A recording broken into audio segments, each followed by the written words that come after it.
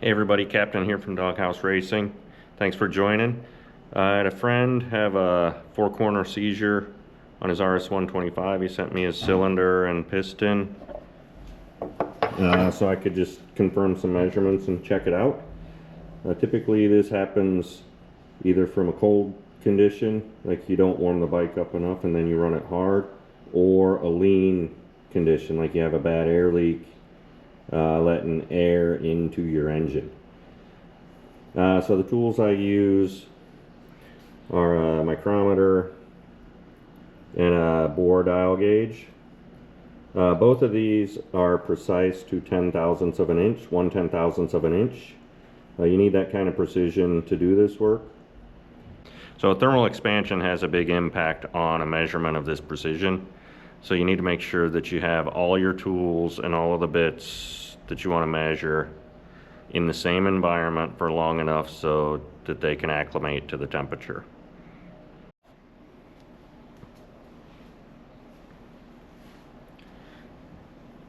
So the first thing you need to do is set your micrometer to the nominal dimension. As I mentioned, this has a precision of 1/10,000th of an inch, and it's a range of 2 to 3 inches. So the nominal bore on the Honda RS125 is 54 millimeters, so that's 2.126 inches. So 0 on here would be 2 inches. Then I have it set to 0.1, and then one rotation of the drum is 25 thousandths. So I'm at 26 thousandths. So 2.126. And then for the 10 thousandths, you need to line up the 0 mark with the closest mark nearby. So this will get me 2.126 inches.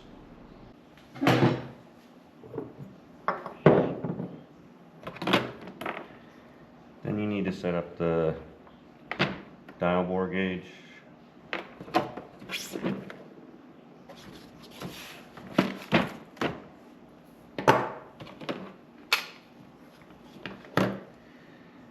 So a couple things, you gotta stack these spacers in here to get to the right diameter roughly.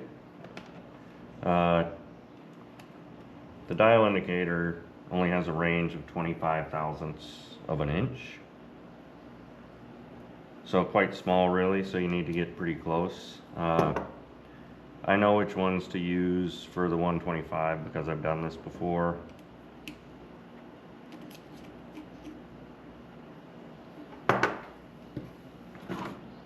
So then you put the dial indicator on the top of this thing.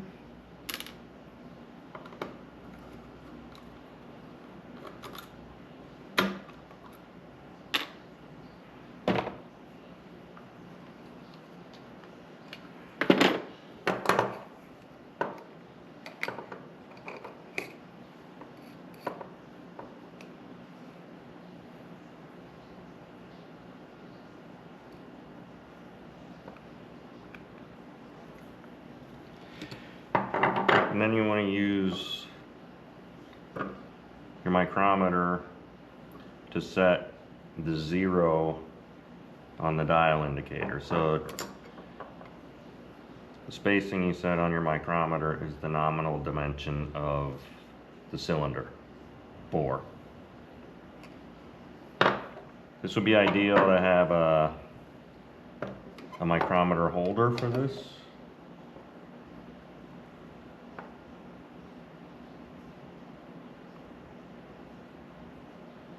And you want to rock this back and forth so that you get the largest measurement.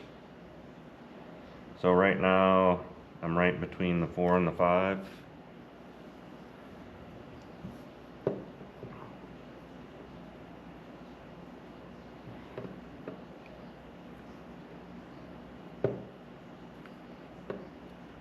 So then I'll turn the face of this so that the 0 is in that area.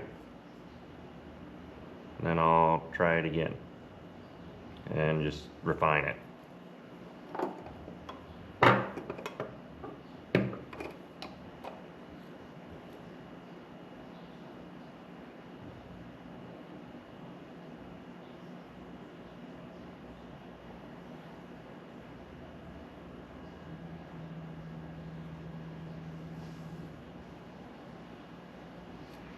So it's about a 10,000th off right now.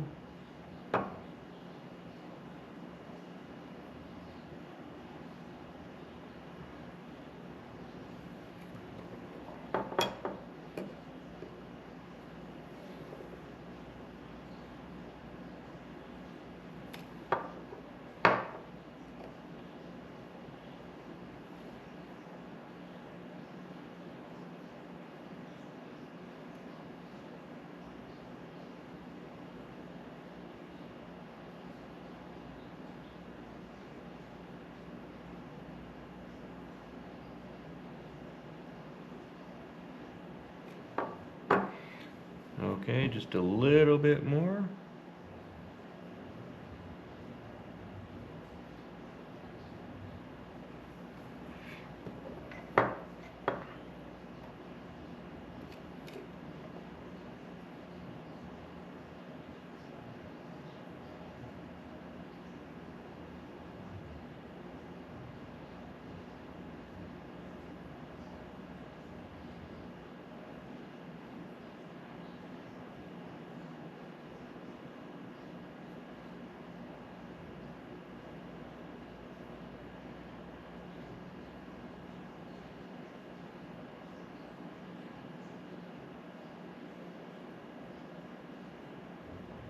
Okay, that's good.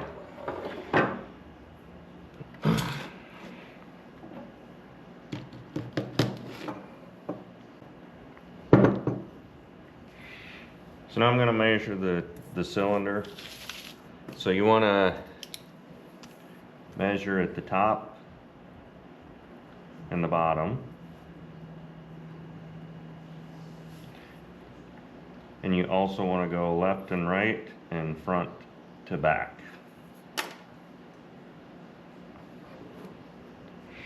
So I'll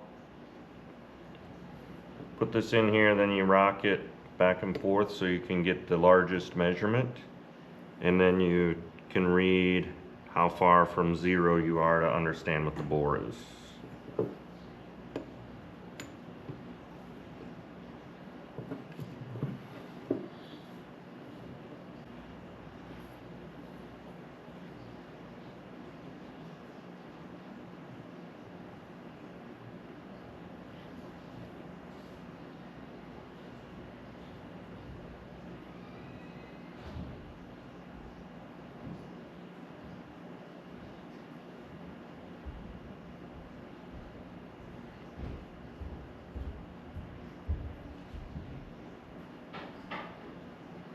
So this is 1.4 thou under.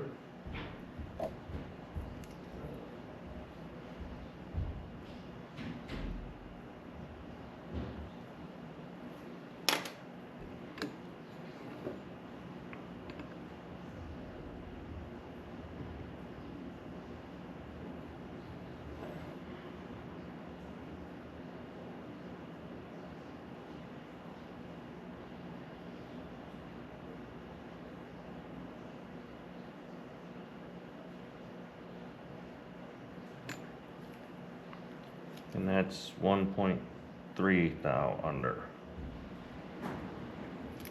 So it's 1/10,000th of an inch different from left to right and front to back at the top part of the cylinder.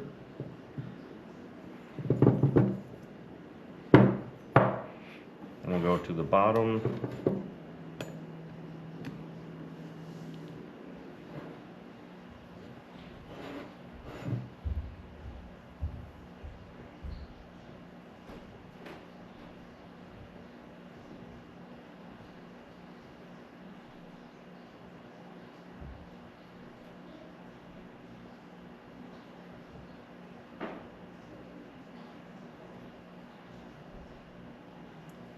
So this is also 1.4 thou under at the front to back.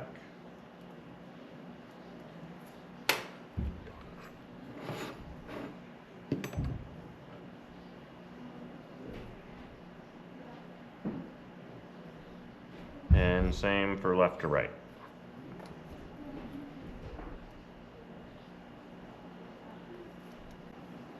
Okay, so with the nominal measurement of 2.126 inches, which is 54.00 millimeters, then I subtract what I measured on my dial indicator.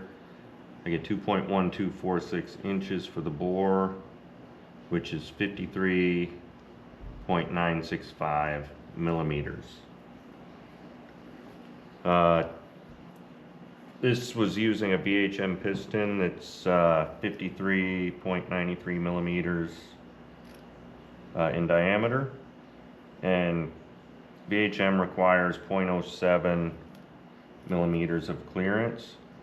So if I did this right, this is not enough clearance for this piston, but I don't know what the bore was set to when it was replated, and it also has had a light seizure, so there might be a little bit of damage in here, but it seems like the damage is minimal and it would not be in the location where I did my measurements. So I'll have to check with the company that did the plating to understand what the intended bore of this cylinder was, and then we'll go from there. I was concerned about the measurement that I made on the cylinder. It just seemed a little bit off, so I took my mic and I wanted to check the calibration of it against a standard. So this is a 2-inch standard that came with the micrometer. Didn't trust it all that much because this micrometer was a little on the cheaper end. So I got a different standard from the toolmaker at work and checked it. The calibration was off a little over a thousandth of an inch. So I adjusted that, and then I came back and I measured a different cylinder that I knew the dimension of. This is unused, so it's no issues on the inside whatsoever. So when I made that measurement, I got exactly what I expected. So I measured the same dimension that the bore was set to from the plater. So then I measured the other cylinder that I was originally measuring, and it is a tad undersized. It's at least compared to what it's supposed to be to give the proper piston to cylinder clearance. It was about 3/10,000ths under. And with an RS125, that's going to make a difference for sure, but I'm going to send this back to my friend and he can go back to the plater and understand if the dimension was done correctly or not and go from there. Thank you all for watching. Have a good one. We'll see you later.